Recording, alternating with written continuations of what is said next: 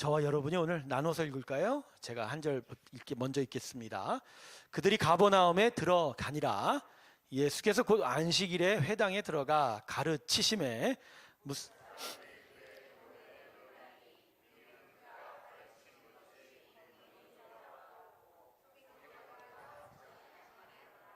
마침 그들의 회당에 더러운 귀신 들린 사람이 있어 소리 질러 이르되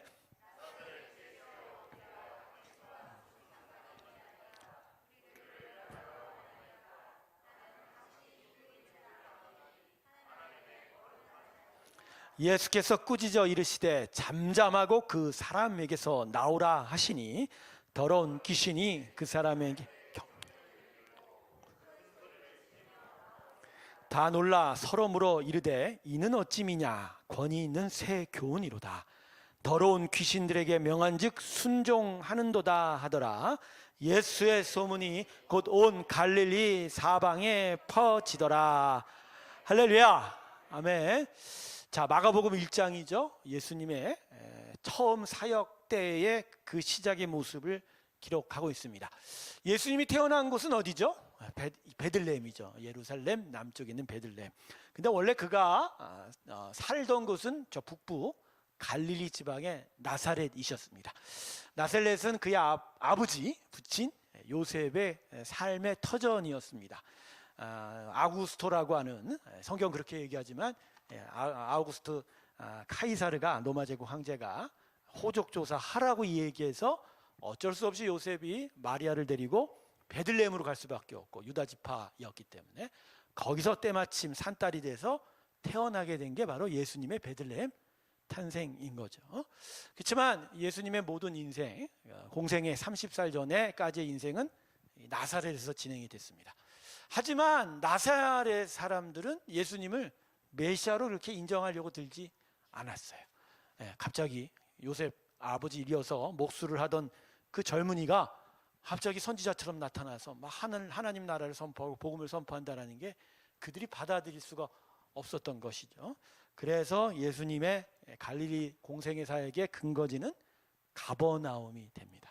오늘 본문에 보면 그들이 가버나움에 들어가니라. 제자들을 갈릴리 옷에서 부르시고는 그들과 함께 이제 가버나움을 중심으로 천국 복음을 선포하게 된 거랍니다. 자, 그런데 이 가버나움에서 사역을 시작할 때 무엇보다 안식일에 어디 가서 먼저 복음을 전했냐? 회당에 들어가서 복음을 선포하셨습니다. 여러분, 회당이 뭔지 아십니까? 포로 후기 시대에 성전이 다 없어지고 나니까 예배드릴 장소가 없었던 거예요. 이스라엘 사람들은 전통적으로 예배는 희생제사 중심이죠. 제물을 바쳐야 되는데 제물을 바쳐서 태울 그런 제단이 없어진 거죠. 그래서 저 바벨론으로 끌려간 이스라엘 백성은 거기서 성전을 지을 수가 없기 때문에 다른 식의 형식을 만들어냅니다. 그게 회당이란데요. 건물 안에서 율법서와 선지서들을 선포하고 거기에 대해서 랍비들이 설교를 해줌으로써 설명을 해주면서 찬송을 함께 예배드리는 일이 이제 시작이 된 겁니다. 그게 이제 회당이에요. 나중에 이제 포로 후기 시대에 다시 예루살렘으로 귀환했지만 이 회당 제도는 없어졌습니다. 그러니까 성전 제사도 드리고 안식일에 회당에서도 예배드리고, 특별히 회당은 제사 중심이 아니라 가르치는 것 중심입니다. 교훈 중심, 배우는 것 중심이었던 거죠. 그런데 이 회당은요, 유대인 남성 8명 이상이 있으면 한 1마일 반경 안에서는 조직할 수 있어요. 왜 1마일 반경인 줄 아십니까? 1.6km거든요 1마일이. 걸어서 회당을 갈 수 있는 장소로, 그러니까 노동하지 말라라는 안식일의 계명에 우리가 순종하기 위해서 그들이 1.6마일 안에 1.6km 안에서 모일 수 있게 된 거죠. 근데 이제 회당마다 회당장이 하나씩 있었어요. 회당장이 뭐 하는 사람이냐? 회당에는 몇 가지 이제 직분들이 있어요. 먼저 회당장이 있어서 이 사람 보통 이제 설교자를 지명해서 설교할 수 있도록 차례를 만들어주는 사람이고, 서기관들이 있습니다. 서기관은 당시 회당에서는 이제 성경책이 이제 구약이지 않습니까? 근데 당시는 인쇄술이었기 때문에 다 대부분 손으로 베껴야 됩니다. 바로 이 사람들이에요. 계속적으로 율법서나 선지서들을 필사하는 사람이에요. 그리고 필사한 것들을 계속 대조하면서 이게 틀렸는지 맞았는지를 검토하는 사람. 이게 서기관들이고, 마지막으로 랍비라는 사람도 있습니다. 이 사람은 율법 공부를 보다 더 전문적으로 하는 사람입니다. 보통 이 사람들이 회당에서 설교를 하게 되어 있었던 거예요. 근데 예수님께서 이 안식일에 회당에 들어가셨는데 그분이 회당 앞에 보면 이제 랍비석이 따로 있거든요. 구별돼서 거기에 가서 앉으신 거예요. 그러니까 회당장이 볼 때 이 사람 나이가 젊은데 어떻게 저 랍비석에 앉지? 처음 보는 사람인데. 아까도 얘기했지만 가버나움 사람이 아니라 어디서 살았다고요? 예수는 나사렛에서. 그러니까 처음부터 뭐 신분을 확인할 수는 없고, 근데 이제 설교 준비하자 처음 와서 보니까 예수님한테 뭔가 신성에 끌려서 예수님을 설교 자리로 초청을 하게 된 거예요. 그래서 이제 예수님이 설교잔에 서서 가르치기 시작하셨습니다. 그런데 그분의 가르침에 대한 이 회당 사람들의 반응이 이전과 완전히 달랐어요. 자, 오늘 본문 22절 보세요. 뭐라고 이야기합니까? 예수님의 이 가르치심에 대한 사람들의 반응이 22절에서 무사람이 그의 교훈에 놀란 거예요. 왜 놀랐을까요? 말하는 내용이 아주 파격적이어서, 어떤 특별한 내용이 있어서? 그게 아니라 그 가르치시는 것이 어떻다고 얘기하죠? 두 후반절에 보면 권위 있는 자와 같다. 무언가 범접할 수 없는 권위를 느끼게 된 거예요. 자, 이건 27절에도 반복이 됩니다. 이렇게 이야기하죠. 그들은 이는 어찌미냐? 권위 있는 새 교훈이로다. 내가 듣도 보지 못했는데, 이건 반박할 수 없고 무언가 대적할 수 없는, 뭔가 하늘의 힘이 있는 듯한 그러한 교훈이다. 이들의 반응의 공통점이 뭐죠? 권위입니다. 권위. 그러니까 예수님의 가르침에 가버나움 회당에 모인 사람들은 권위를 느끼게 된 거죠. 여러분, 근데 이 권위가 뭘까요? 권위. 우리 한국은 이제 권위주의 시대의 종말을 맞이해야 되는데 아직도 권위주의가 계속 팽배해 있어서, 권위주의는 나쁜 거죠. 그러나 권위는 필요한 겁니다. 모든 만물을 만드시고 나서서 하나님께서 이 땅에 당신의 권위를 세우셨습니다. 할렐루야. 창세기가 우리에게 얘기하는 거의 첫 번째는 그분은 만물을 만드셨다. 그 선언이 이미 우리는 하나님에 대한 뭘 느끼게 돼요? 권위를 느끼게 돼요. 자, 근데 이 권위가 뭐냐?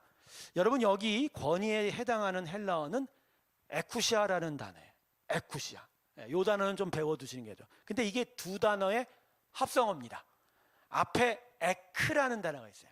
뭐뭐로부터라는 단어예요. 그 다음에 뒤에 우시아라는, 에크 우시아가 에크시아가 되는 거예요. 우시아는 본질이라는 얘기예요. 자, 그러니까 어디로부터 본질, 두 단어가 합쳐지면 뜻이 뭐가 돼요? 본질로부터 흘러나오는 이런 얘기죠. 자, 이 사람들이 지금 뭘 느꼈냐면, 그 권위가 뭐냐면 뭔가 참된 본질로부터 무언가가 흘러나오고 있는 거예요. 예수님이 지금 가르치시는 것 통해서 이 사람들은 본질을 느낀 거예요. 참된 그 무언가, 그들이 한마디로 설명할 수 없지만 무언가가 흘러나오고 있는 거예요. 여러분, 예수님의 내면 안에 무언가 있었던 거죠. 그게 뭐죠? 다른 랍비와 설교자들이 가질 수 없는, 즉 예수님 안에는 성부 하나님이 함께 하셨습니다. 할렐루야.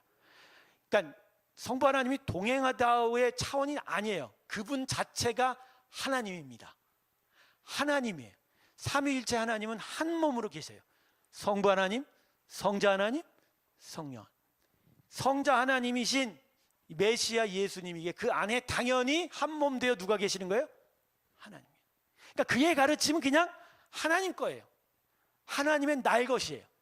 다른 자들이 간접적으로 듣고 배워서 전해주는 게 아니라 그냥 하나님의 거예요. 그 하나님의 것이 바로 그 자리에서 가르쳐질 때 거기 있는 자들은 바로 그 권위에 놀라게 되는 거예요. 다른 어떤 날, 다른 어떤 설교자로부터 느낄 수 없는 것들을 그가 느꼈다. 여러분, 그래서 이 권위 때문에 그날 회당 안에서 특별한 사건 하나가 발생합니다. 귀신 들린 자가 있었는데 이 가르침 때문에 예수의 축사로 인해서 귀신이 쫓겨갔어요. 근데 여러분, 오늘 본문에 예수님이 이 귀신을 또 쫓아내실 때 뭐라고 얘기하셨습니까? 25절 보세요. 예수께서 꾸짖었다 그랬어요. 여러분, 이 꾸짖자라는 건요, 막 질책하다 그런 게 아니에요. 명령하다예요. 뭐라고요? 명령하다. 근데 이 명령이 통한 거예요. 바로 그 자리에서 귀신이 순종하고 나왔어요. 그래서 나중에 본문 보세요. 27절 맨 하반중에 보면 더러운 귀신들에게 명한즉 뭐 어떻게 했다고요? 순종. 여러분, 이거 무슨 의미인 줄 아세요? 귀신도 사단 마귀도 하나님의 피조물입니다.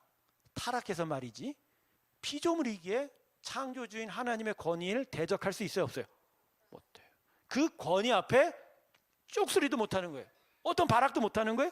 그냥 순종해서 나갈 수밖에 없었다. 자, 여러분, 오늘 이 본문이 우리에게 얘기하는 것은 결국 뭐죠? 성도 여러분, 예수의 복음은 바로 이 하나님의 권위가 담겨져 있는 겁니다. 할렐루야.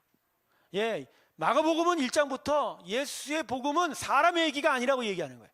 사람이 만들어낸 이야기가 아니다. 사람들이 전해준 그런 지식이 아니다. 이건 하나님의 것이다. 하나님의 능력, 그 권위가 바로 예수 그리스도의 복음 안에 있다. 할렐루야. 그래서 이 복음 앞에 서면 귀신도 쫓겨가는 거예요. 어떤 사단 마귀, 간악한 마귀들도 쫓겨가는 거예요. 하나님의 능력 앞에 범접할 수가 없게 되는 거예요. 이게 바로 예수 그리스도의 복음의 성격이다. 그걸 오늘 이 본문이 말해주고 있는 거예요. 자, 그러면 제가 여러분 오늘 이 말씀을 왜 여러분 앞에 가지고 나왔을까요? 예. 우리가 지금 접하고 경험하고 듣고 배우고 또 그대로 순종하여 나아가는 이 복음은 이 하나님의 권위가 담겨져 있는 거예요. 그 안에 하나님의 창조의 역사, 창조의 능력, 다시 회복시키는 성령의 역사가 이 안에 담겨져 있는 거예요. 그래서 예수 그리스도의 복음을 만나면 그 복음의 능력이 나타나게 하면 그 누구도 거기서 벗어날 수 있다 없다? 없어요. 귀신도 쫓겨나가는 마당에 어떠한 사람이라도 그 영혼이 이 복음을 만나면 다시 살아납니다. 그래서 복음이 선포되는 곳마다 사람들이 변하고 살아나잖아요. 죽었던 영혼들이 살아나고 상했던 영혼들이 회복이 되고, 그죠? 아파했던 영혼들이 다시 살아나고, 그죠? 죄악의 구동토, 사망의 권세에 묶였던 자들이 자유케 되어 영원한 생명 가운데로 나아가 되는, 그 역사는 사람이 전해준 지식이 뛰어난 게 아니에요. 복음 그 자체의 능력 때문인 거예요. 복음 그 자체의 능력. 여러분, 우리가 만난 복음이 바로 이런 복음입니다. 우리가 이 복음 안에서 예수를 믿게 된 건 이 능력 때문이에요. 우리가 이 복음을 통해서 지금도 하나님을 섬겨가는 건 바로 이 능력 때문에. 내가 잘 믿어서, 아니 내가 잘 깨달아서, 아니요. 복음이 우리를 계속 만나면, 그 복음 앞에 내가 쓰면 이 능력이 나타나게 됩니다. 할렐루야. 이게 복음의 능력이에요. 교회는 이 능력을 선포하는 거예요. 우리가 믿음의 삶을 살면서 계속 착각하는 부분이 뭔지 아세요? 우리 것으로 자꾸만 만들어가요. 우리의 지혜, 우리의 능력, 우리가 뭘 했다, 우리의 수고. 여러분, 우리의 수고와 헌신도 필요하죠. 그러나 그건 부차적인 거예요. 그건 하나님의 헌신에, 하나님이 하신 능력에 감사함으로 나가는 것뿐이에요. 그게 우리를 변화시키지는 않아요. 예, 우리를 변화시키고 세상을 변화시키고 새로운 생명을 만들어내는 것, 이 복음의 능력입니다. 할렐루야. 이 안에 하나님의 능력이 있다는 거예요. 그래서 여러분, 오늘도 이 복음을 만나면 여러분은 그 능력 가운데 서는 거예요. 그리고 능력이 여러분을 만지시는 일들 안에 서는 거예요. 그래서 여러분, 그 능력이 여러분을 새롭게 만들어가게 된다라는 거죠. 그런데 왜 예수 그리스도의 복음을 우리는 아는데 왜 이 복음의 능력이 우리한테 안 나타나죠? 네, 오늘의 주제가 바로 이거예요. 아니, 복음이 이렇게 능력이 있는데 이 복음의 능력 앞에 서 있는 우리인데 왜 우리가 이렇게 변하지 못하는 거예요? 대답 좀 해보십시오. 아니, 복음의 능력이 이렇게 능력인데, 하나님의 그 날것이, 하나님의 그 모든 것이 다 담겨져 있는데, 그 복음의 능력이 우리 안에 들어오면 그냥 그 자체로 우리가 변하는 거예요. 마치 이런 거예요. 어두운 방 안에 작은 빛 하나만 붙여도 어두움이 어떻게 돼요? 떠나가요. 아니, 저항도 못해요. 어두움이 빛에 저항하는 거 봤어요? 어두움이 계속 어두우려고 하고 막 발악하는 거 봤어요? 빛 앞에서? 봤어요, 안 봤어요? 난 한 번도 못 봤어. 본 사람 있나 봐. 못 봤어. 빛만 비추면 어두움은 어떻게 해요? 자연적으로 그게 복음의 능력이에요, 여러분. 하나님의 능력은 바로 이런 거예요. 그냥 있으면 악이 물러가요. 그게 서 있으면 선이 살아나는 거예요. 그게 있으면 생명이 살아나는 거예요. 그게 하나님의 능력이에요. 그게 복음의 능력이에요. 그런데 그 복음의 능력이 우리 가운데 와 있는데, 근데 왜 그 복음의 능력 앞에선 우리의 모습이 여전히 왜 이러냐는 거예요. 왜 그럴까요? 왜 그럴까요? 자, 오늘 가버나움 사람들을 보십시오. 뭐라고 얘기하냐면요, 27절 다 놀라 서로 물어 이르되 이는 어찌미냐 권위 있는 새 교훈이로다. 그죠? 더러운 귀신들에게 명한즉 순종하는도다 하다. 자, 예수 그리스도의 새로운 가르침, 그 하나님의 능력과 그 권위 앞에 놀라긴 했어요. 감탄을 했어요. 그러나 여기서 그들이 순종에 이르렀다는 얘기가 나와요? 어떤 변화가 나타났다는 이야기가 나와요? 안 나타나요. 안 나타나요. 그냥 예수님이 이러한 새로운 교훈을 가르쳤다, 이 정도의 소문만 퍼뜨리지 이들한테 뭐가 안 나타나요. 예, 이들은 지식적으로나 감정적으로 어떤 감동을 받았을 뿐이지 그것으로 끝나버린 거예요. 그러니까 복음의 그 하나님의 능력이 왔는데 그 앞에 섰는데도 불구하고 이 사람들이 이 권위 앞에 거꾸로지를 못하는 거예요. 그 복음의 능력이 그 안에서 역사하지를 못하는 거예요. 예, 정답은 이거예요. 복음을 제대로 만나려고 하지 않은 거예요. 복음을 제대로 만나고 싶은 생각이 처음부터 있었다 없었다? 없었어요.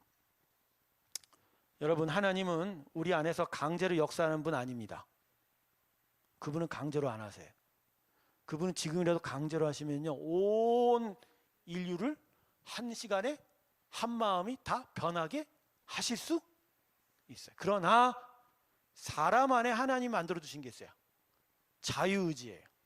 스스로 판단해서 어느 정도까지 결정할 수 있는 나름의 권한을 주셨어요. 이게 성경적인 용어는 아니지만 그렇게 추측이 돼요. 그런데 이 자유의지를 하나님이 강제로 꺾는다고 해서 그 영혼이 진짜 하나님께 순종하는가? 그래요, 안 그래요?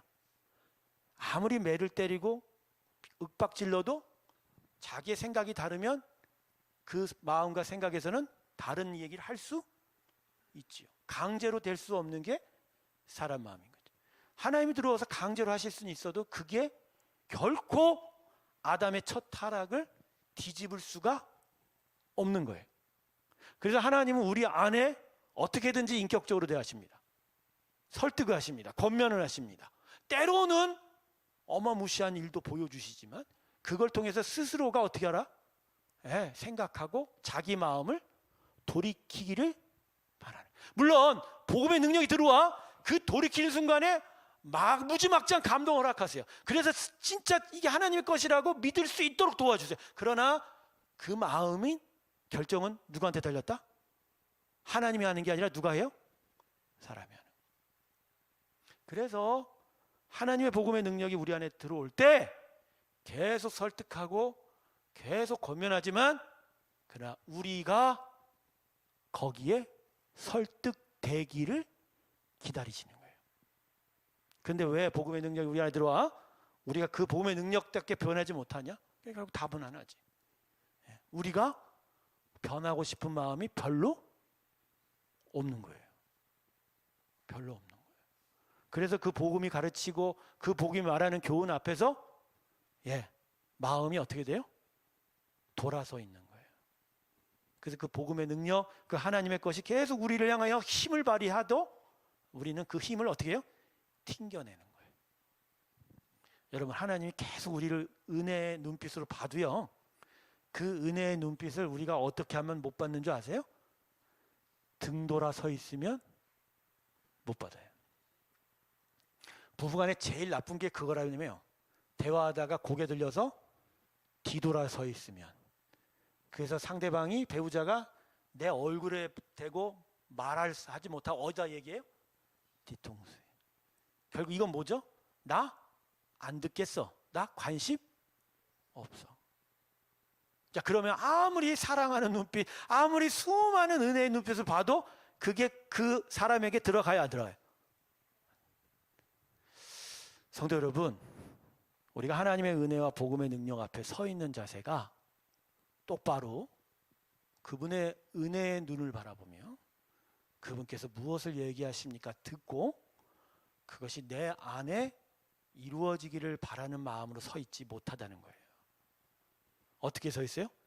삐딱하게 서 있어요. 일단 이 정도. 그래서 딱 뭔가 오는데 이게 좀 그럴듯해 보이면 싹 가져가고, 근데 뭔가가 싫으면 어떻게 하다? 바로 싹 돌리는 거지. 제 모습, 제가 말하는 맞죠?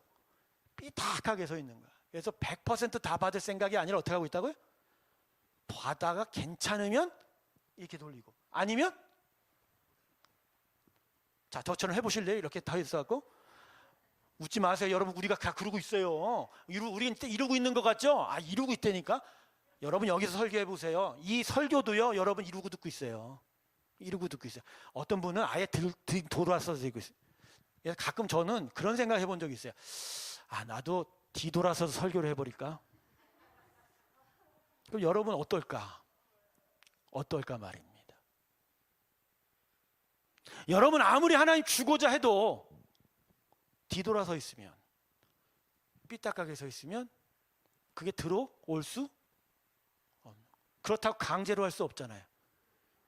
해봐야 우리의 진심이 아닌데.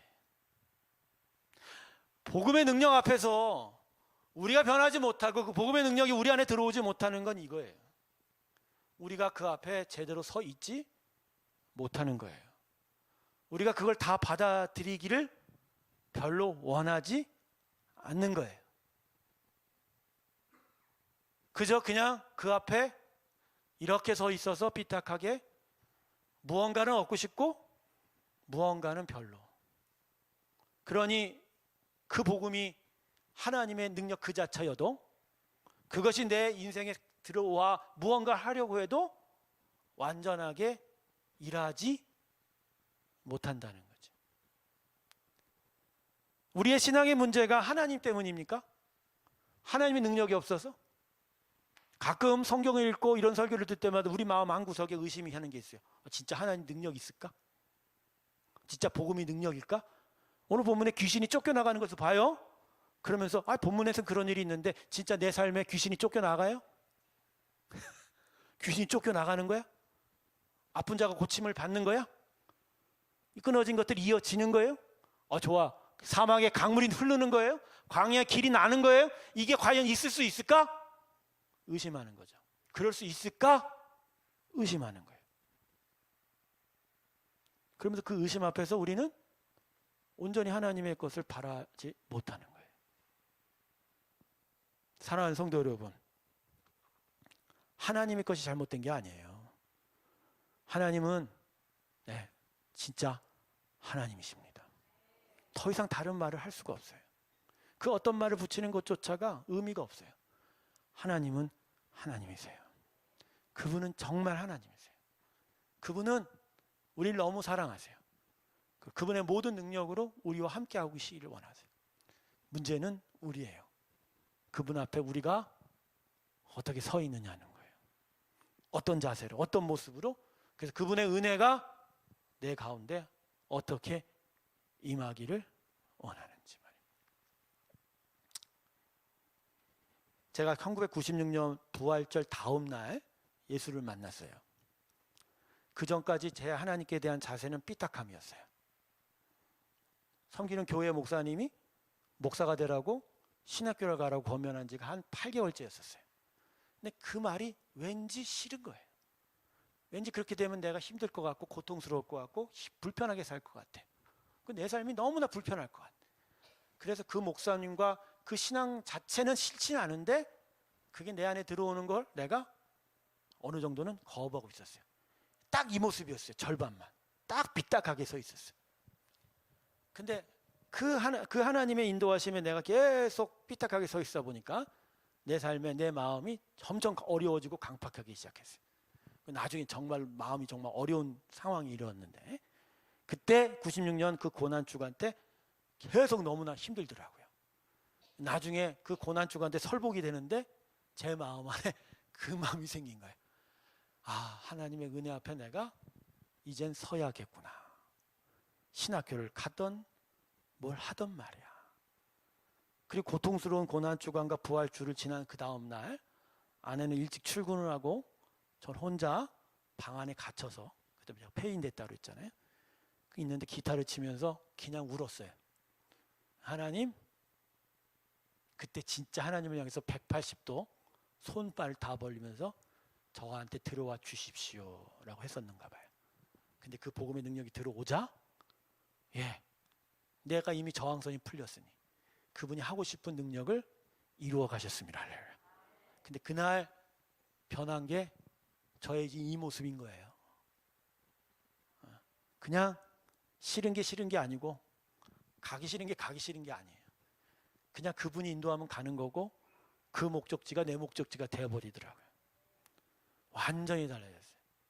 근데 그 복음의 능력을 제가 맞이하고 나니까 하나님 은혜 앞에 우리가 어떻게 서 있어야 되는지를 그때 조금 알게 되었고, 이전에 내가 어떻게 서 있는지를 그때 깨닫기 시작한 거예요. 성도 여러분, 하나님의 능력이 없어서가 아니고요, 우리가 삐딱하게 서 있는 거예요. 복음이 능력이 없는 게 아니고 복음 앞에 우리가 제대로 안 서 있는 거예요. 하나님의 은혜가 모자란 게 아니라 그분의 은혜 앞에 우리가 다 받겠다라고 해본 적이 없는 거예요. 믿음은 바로 이 자세를 수정하는 거예요. 삐딱하고 심지어 돌아서 있고 아니면 옆에 가 있던 내 모습과 내 자세를, 위치를 그분 앞으로 계속 몰고 가는 거예요.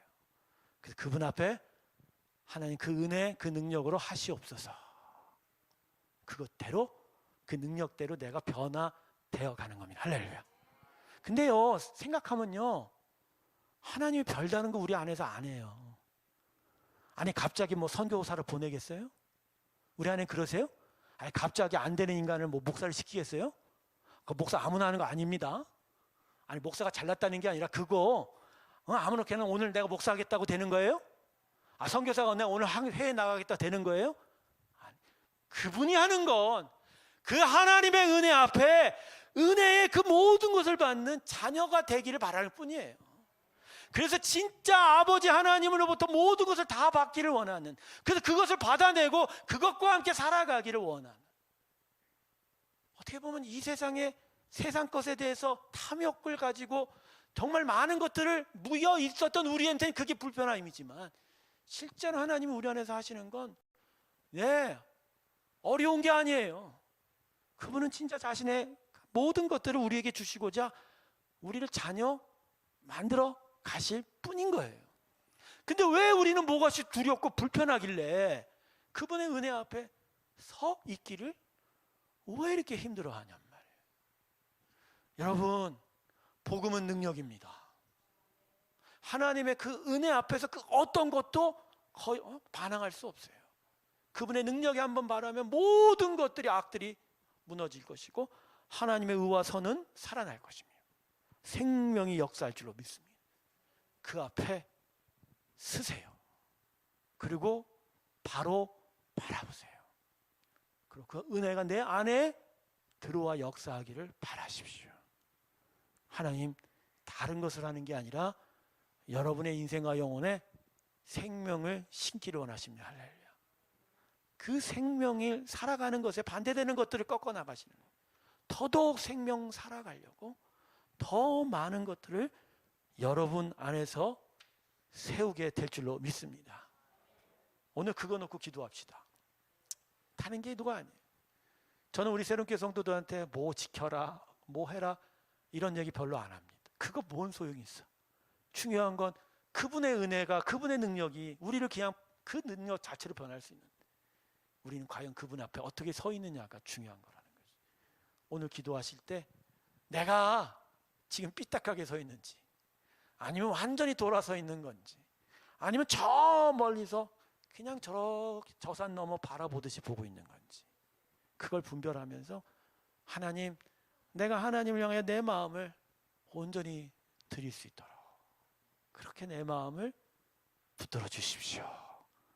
하나님, 이 거룩한 능력으로 오늘 나에게 오셔서 나에게 은혜 주시고 복을 주시고 나를 변화시켜 주셔서 온전한 하나님의 복의 자녀 되게 해 주십시오.